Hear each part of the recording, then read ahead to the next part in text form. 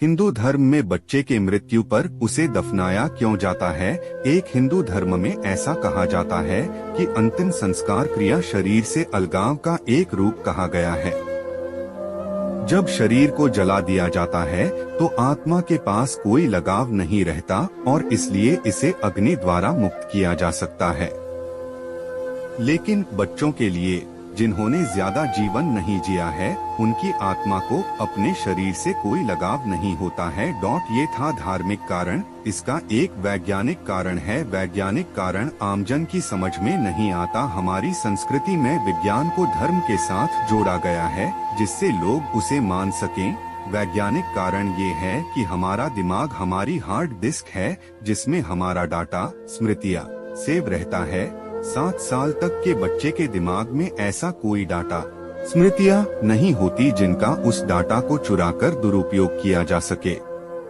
बृहदारण्यक उपनिषद के अनुसार ब्रह्मा के 2 अवस्थाएं हैं। पूर्ण अवस्था जिसमें ब्रह्मा युगल अवस्था में या अर्धनारीश्वर के रूप में संपूर्ण ब्रह्मा रूप से होता है, जिसमें ब्रह्मा स्वयं सृजन योग्य निर्माण अवस्था जिससे प्रजन कहा गया है, उसमें ब्रह्मा को संपूर्ण ब्रह्मा माना गया है, जिसमें वह अपने जैसी स्वफ्रेम कृति का सृजन स्वसृजन समर्थ कर्म कर सकने योग्य समर्थ होता है।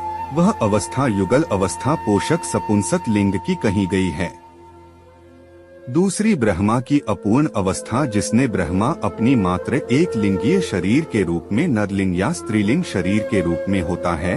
वर्तमान के प्राणी शास्त्र के अनुसार और प्राचीन प्राणी शास्त्र बृहदारण्यक उपनिषद के अनुसार उस्मानी प्रजन कर्म करके संतान उत्पत्ति करते हैं, वही प्राणी सपुंसक हैं।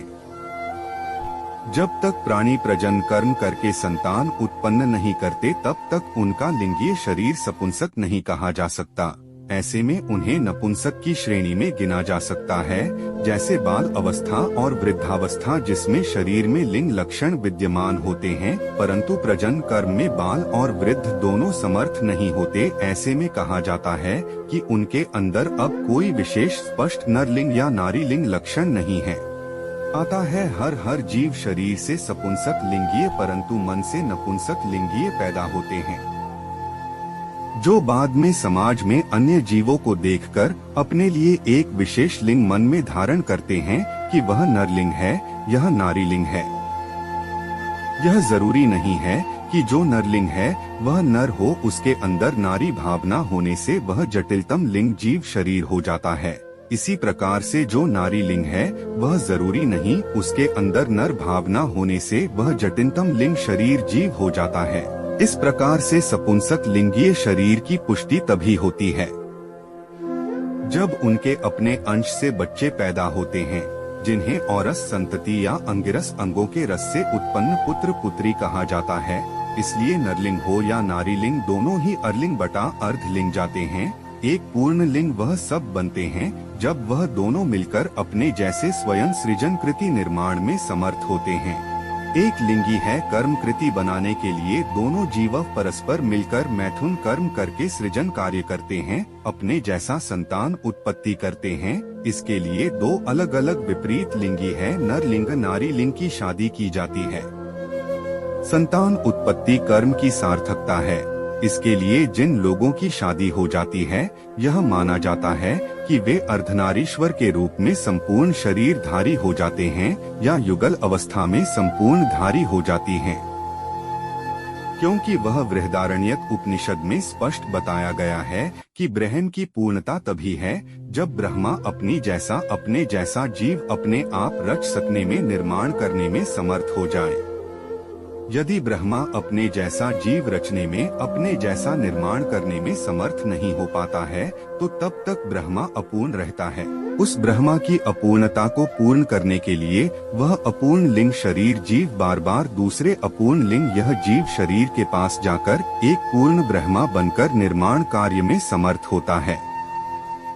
बृहदारण्यक उपनिषद में सबसे पहले श्लोक है, ओम ब्रह्मा इदं पूर्णम यद इदं अपूर्णम इदं अपूर्णात्मेवा वशिष्यते पूर्णम। इसी कथन को ध्यान में रखते हुए आपका जो सवाल है कि छोटे बच्चों को मृत्यु पर जलाने के बजाय दफनाया क्यों जाता है, तो इसका जवाब ऊपर पैराग्राफ में आ चुका है। इसके लिए मनुस्मृति का भी आप संदर्भ देख सकते हैं, जिसमें लिखा है, केवल शादीशुदा या शादी आपका मनुष्य को ही संपूर्ण 16 संस्कारों का अधिकार है। जिन लोगों की शादी नहीं होती, जिनके संतान उत्पन्न नहीं होती, जो शादी से पूर्व बिना शादी के एवं अविवाहित अवस्था में या दुर्घटनाग्रस्त होकर मर जाते हैं, तो उन सभी को दफनाया जाता है, जिससे वह अपने शरीर से लगाव रखते हुए अपने लिए शीघ्र दूसरी शरीर के निर्माण का प्रयास करें। जल्द से जल्द जन्म देकर अपनी शेष मनोकामनाओं को पूरा करें। देखा गया है, जिस मनुष्य की शादी हो जाती है, संतान परिवार बन जाता है, वह पत्नी, पुत्र और संतान के द्वारा जो विशेष ज्ञान प्राप्त करता है, जिससे विशेष वैराग्य होता है, उस वैराग्य की प्राप्ति संसार में अच्छे से अच्छा ज्ञानी श्री मिश्रा जी ब्रह्मा पुरुष और कोई ऐसा ज्ञान नहीं करा सकता। इसलिए मनुष्य को संतान उत्पत्ति पर विशेष जोर दिया गया है कि संतान हर किसी के होनी चाहिए, अपनी औरस अंगिरस हो और उस ना हो तो क्षेत्र संतान के अलावा अनेक तरीकों से संतान पैदा करनी चाहिए। इसके लिए मनुस्मृति में 27 पुत्रों को वैध पुत्र का करार दिया गया है।